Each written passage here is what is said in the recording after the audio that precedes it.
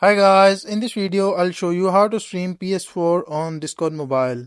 Now to do this you must be signed in with your Discord account on your phone, and once you log in simply open the Discord app, and from here simply go to your profile section right corner below and click on settings, and from here scroll down and find this option connections, and once you find the connections open it, and on the right upper corner click on add and choose here PlayStation Network.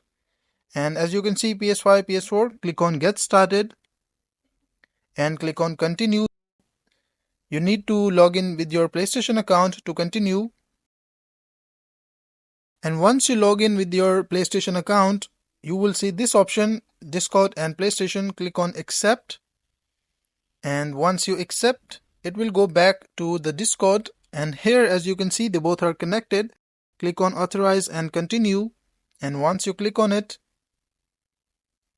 and that's it. Head over to voice channel to try it out.